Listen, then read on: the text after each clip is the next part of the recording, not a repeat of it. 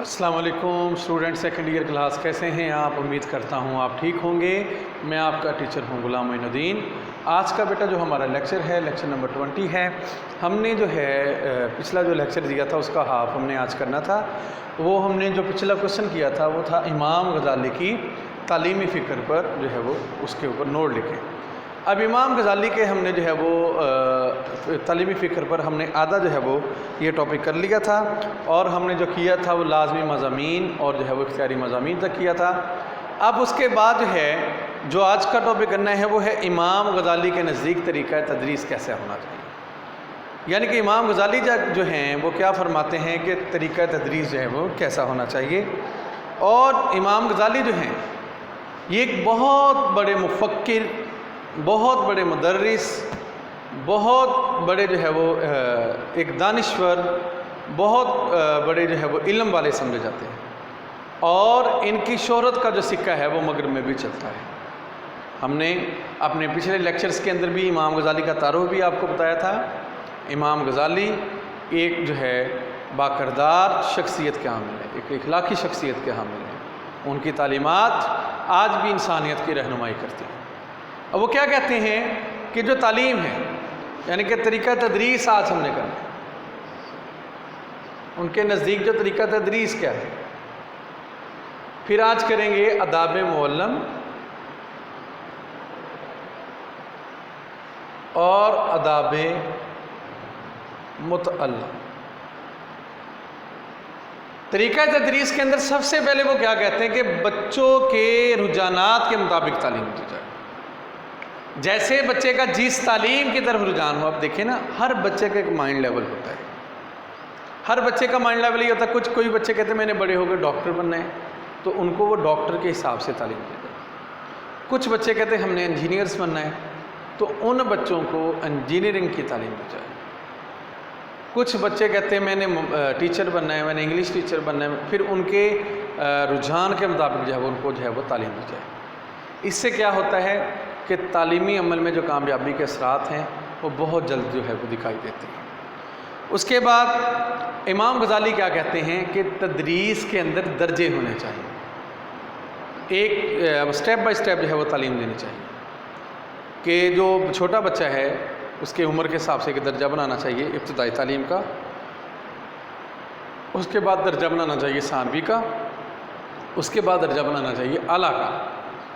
اس سے کیا ہوتا ہے کہ تعلیمی عمل کے اندر جو ہے وہ آسانی ہوتی ہے، اور تعلیمی جو عمل ہے وہ کامیابی کی طرف جو ہے وہ پروان چڑھتا ہے۔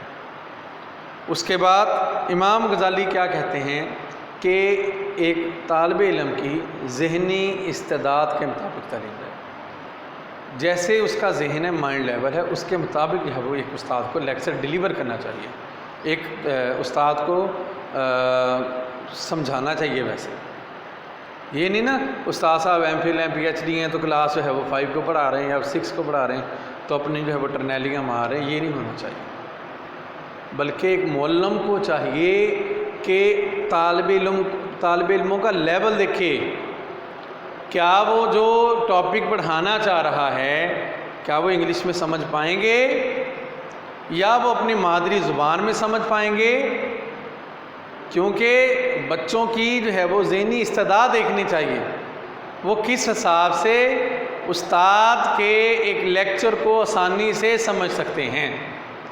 ایسے طریقے اپنانے چاہیے کہ اس ایک معلم کو کہ طالب علم آسانی سے اس لیکچر کو سمجھ سکے۔ پھر اس کے بعد امام غزالی کیا کہتے ہیں کہ سابقہ جو معلومات ان کی مدد سے تعلیم دے، جو پہلے پڑھا چکا ہے اس کے مطابق جو ہے وہ بچوں کو جو ہے وہ تعلیم دے۔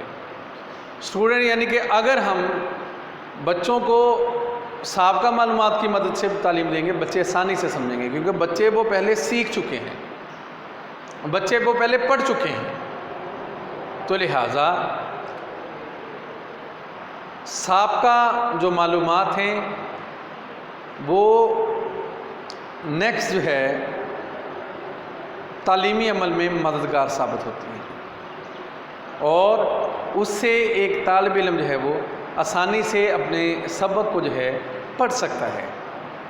اس کے بعد امام غزالی اور نقطہ کیا بیان کرتے ہیں کہ عمل کے ساتھ تعلیم جو ہے وہ مشروط ہو، یعنی کہ جو استاد پڑھا رہا ہے وہ خود بھی اس کے اوپر عمل کر رہا۔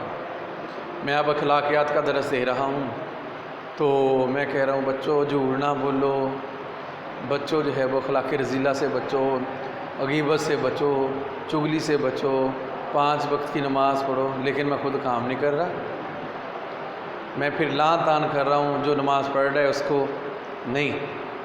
بلکہ امام غزالی کہتے ہیں جو ایک استاد ہے وہ کامیاب ہی اس وقت ہوتا ہے جب وہ خود بعمل ہے، اور استاد کو ہونا چاہیے بعمل، اخلاقیات کے اندر بعمل ہونا چاہیے، کردار کے اندر بعمل ہونا چاہیے، شخصیت کے اندر بعمل ہونا چاہیے۔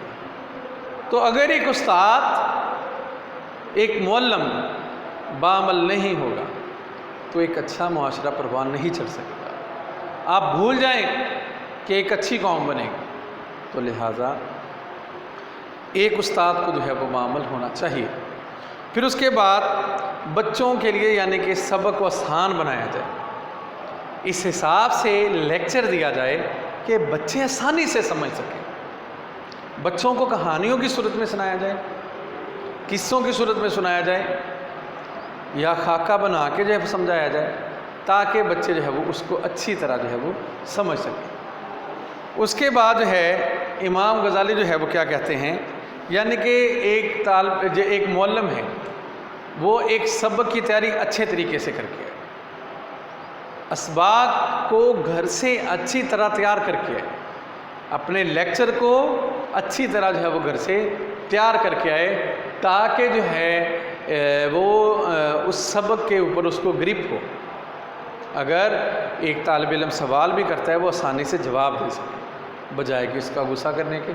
کئی استاد کئی معلمین دیکھے ہیں بچے کو کلاس میں سوالات کرنے کی اجازت نہیں ہوتی، کیونکہ معلمین کو خود نہیں آتے، وہ خود تیاری کر کے نہیں آتے۔ اگر ریلیٹڈ ٹو ٹاپک جو ہے وہ ایک بچہ سوال پوچھ لیتا ہے وہ غصہ کرتے ہیں، بچوں کو ڈانٹ ڈپٹ پلاتے ہیں۔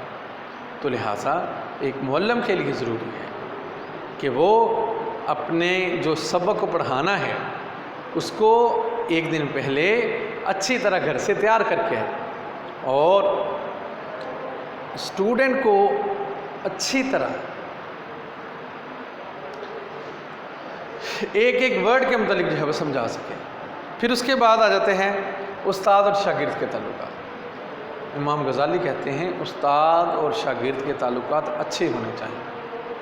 استاد اور شاگرد کے جو ہے وہ تعلقات اتنے اچھے ہونے چاہیے کہ استاد ایک اپنے طالب علم کو اپنے بیٹے اور بیٹی جیسا سمجھے، تاکہ تعلیمی عمل جو ہے وہ کامیابیوں کی طرف جائے۔ پھر اس کے بعد آ جاتا ہے آداب معلم۔ ایک معلم کے لیے وہ نصیحتیں کرتے ہیں، ایک معلم کو چاہیے کہ جو طالب علم ہیں ان کو بیٹوں اور بیٹیوں کی طرح پڑھائے۔ اس کے بعد معلم جو ہے وہ اپنے قول و فعل میں مطابقت پیدا کرے۔ معلم کی شخصیت ہر عیب سے پاک ہونی چاہیے۔ تعلیم کا معلم صلہ نہ طلب کرے، بلکہ رضائے الہی کے لیے جو ہے وہ تعلیم دے، اور جہاں تک ممکن ہو سکے طلباء کی اصلاح کرتا رہے، اپنی اصلاح بھی کرتا رہے اور طلباء کی اصلاح بھی کرتا رہے۔ اور جو ہے وہ ایک معلم ہے وہ ایک اپنے طالب علموں کے ساتھ نرمی اور شفقت سے پیش آئے۔ پھر اس کے بعد امام غزالی جو ہیں آداب متعلم بھی بتا رہے ہیں کہ ایک جو متعلم ہے اس کو کس کس جو ہے وہ آداب سے جو ہے وہ ہمکنار ہونا چاہیے۔ ایک تو یہ ہے کہ متعلم یعنی کہ ایک اسٹوڈنٹ اپنے علم پر غرور نہ کرے۔ اب کچھ اسٹوڈنٹ ایسے ہوتے ہیں جو اپنے علم پر بہت زیادہ گھمنڈ کرتے ہیں، بہت زیادہ غرور کرتے ہیں، بہت زیادہ تکبر کرتے ہیں۔ وہ کلاس میں باقی لڑکوں کو کچھ نہیں سمجھتے، اگر وہ تھوڑے سے جینیس ہیں وہ اپنے اساتذہ کو کچھ نہیں سمجھتے۔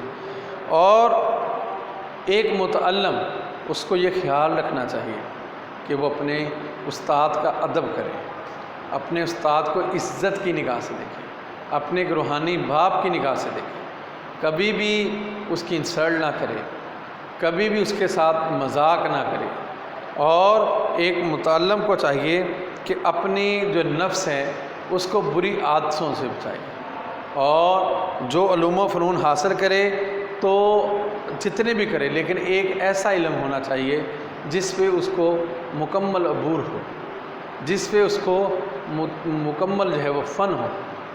تو لہٰذا ایک جو متعلم ہے وہ اگر یہ کرے گا تو وہ کامیاب ہو جائے گا۔ اگر کسی بھی وہ علم کے اندر اپنا فن نہیں رکھتا تو لہٰذا وہ پھر عملی زندگی کے اندر وہ قدم نہ رکھے اور دوسرے فن کے اندر قدم نہ رکھے۔ اگر دوسرے فن کے اندر قدم رکھنا چاہتا ہے، پہلا جو پڑھ رہا ہے علم، اس کے اندر وہ اپنا فن جو ہے وہ اس کا سکہ بٹھا لے۔ تو لہٰذا آج کا بیٹا یہی ہمارا لیکچر تھا، اور اگر اس ویڈیو کے اندر یا آپ اس لیکچر کے اندر کوئی بھی غلطی ہے لگ رہی ہے یا کسی بات کی سمجھ نہیں آ رہی، آپ ویڈیو کے نیچے ہمیں لازمی کمنٹ کیجئے گا۔ آج کے لیے میں اجازت چاہوں گا۔ جزاک اللہ خیرہ۔ السلام علیکم ورحمۃ اللہ وبرکاتہ۔